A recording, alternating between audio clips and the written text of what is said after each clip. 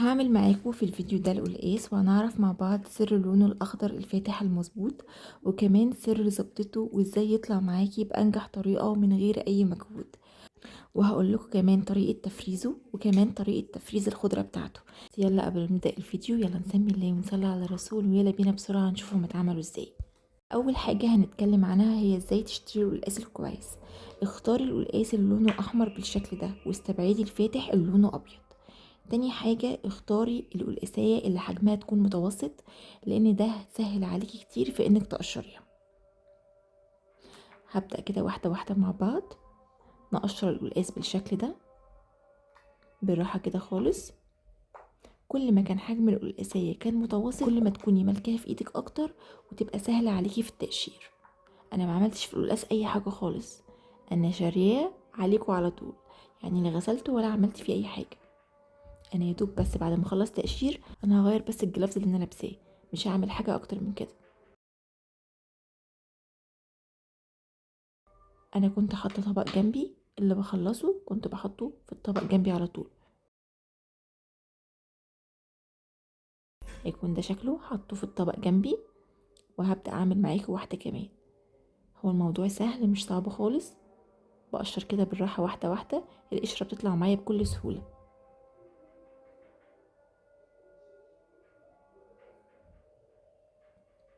شايفين لون القلقاس من جوه عامل ازاي؟ ده بيرجع في ان انتوا تجيبوها لونها محمره من بره زي ما انا قلت لكم، فيخلي معاكم القلقاسيه من جوه لونها احمر كده وحلوه. دي تاني واحده. بس كده انا هخلص كل الكميه بنفس الطريقه. انا هنا كنت خلصت الكميه كلها بمنديل مطبخ او بفوطه مطبخ نظيفه. كنت يا دوب بس بمسح السكينه مكان ما قطعت القلقاس، وبمسك قلقاسيه قلقاسيه بمسحها بالشكل اللي انتوا شايفينه ده. بمسحها كويس قوي، اشيل من عليها اي ترابه خفيفه او اي حاجه ممكن تكون عليها. هخلص كل الكميه بنفس الطريقه زي ما انتوا شايفين كده. حلو قوي كده. انا هنا كنت خلصت الكميه كلها، هسيبها بقى على جنب ويلا نبدا بقى نقطعه مع بعض. هاخد كل قلقاسية ابدا اقطعها شرايح بالطول، بس الشرايح دي متبقاش رفيعه، تكون سميكه شويه. بعد كده هاخد جزء جزء اقطعه صوابع بالطول، وبعد كده اقطعها مكعبات. الموضوع سهل قوي بسيط مفيهوش اي حاجه، اهم حاجه المكعبات تكون سميكه شويه. وهوريها لكم دلوقتي عن قرب عشان تكون واضحه اكتر. كل الصوابع هعملها مكعبات. هكرر نفس الموضوع لحد ما اخلص الكميه كلها. هو ده حجم المكعب اللي انا عايزاه، تكون سميكه شويه. هرجع اكمل تاني باقي الكميه لحد ما اخلص الكميه كلها. والموضوع سهل اوي مفيهوش اي حاجه، يا دوب بقطع كله شرايح سميكه شويه، وبعدين الشرايح دي صوابع بالطول، وبعد كده مكعبات. انا هنا كنت خلصت الكميه كلها. هبدا اول حاجه ان انا افرز معاكم القلقاس.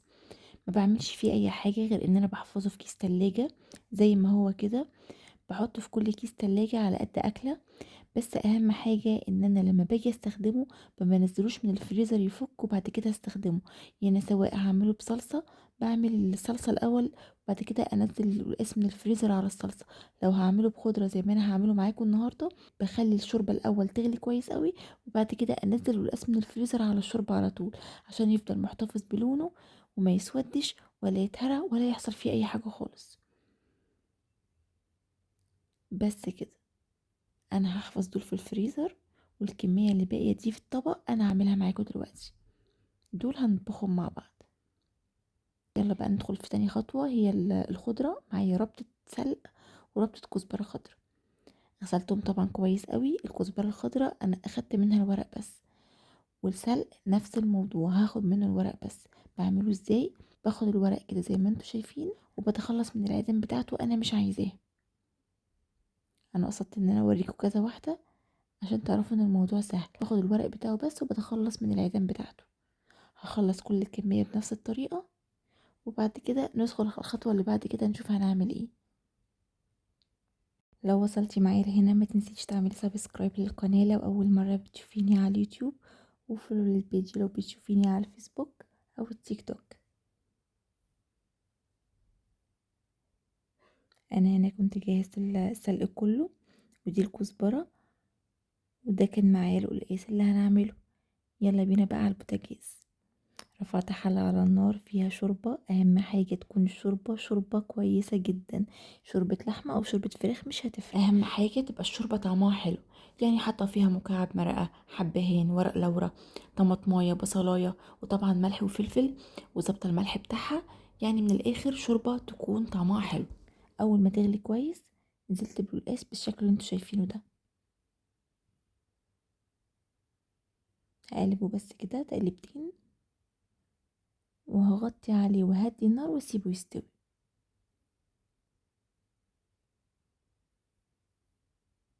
انا هنا كنت ببص عليه تاني بعدها تقريبا ب10 دقايق عشان القلقاس ما يلزقش من تحت.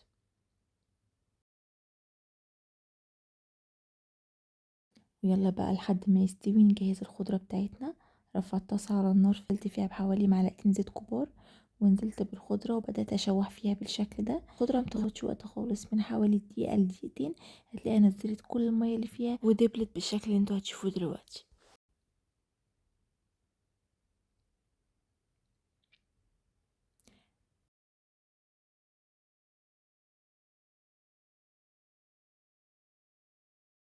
وكده كانت الخضرة جهزت معايا. هرفعها من على النار واسيبها تهدى بس لمدة دقيقة عشان ما احطهاش في الخلاط وهي سخنة قوي. بعد كده هنزلها في الخلاط وانزل عليها بشوية صغيرين قوي، يعني يعتبر ربع فنجان من الشوربة، حاجة بس تمشي معايا الخلاط. ضربتهم كويس قوي لحد ما بقى معايا بالشكل ده.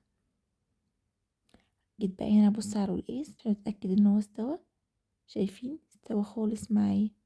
وقتها اقدر انزل بالخضرة. ما بحطش الخضرة في الاول عشان لو فضلت الخضرة تغلي كتير لونها هيغير وهتغمق. انا هنا كنت بنزل بالخضرة شوية بشوية وبقلب لحد ما بظبط اللون. يعني تقريبا انا كنت عاملة كيلو قلقاس، اخد تقريبا نص ربطة سلق ونص ربطة كزبرة، بس طبعا الورق بس زي ما قلت لكم.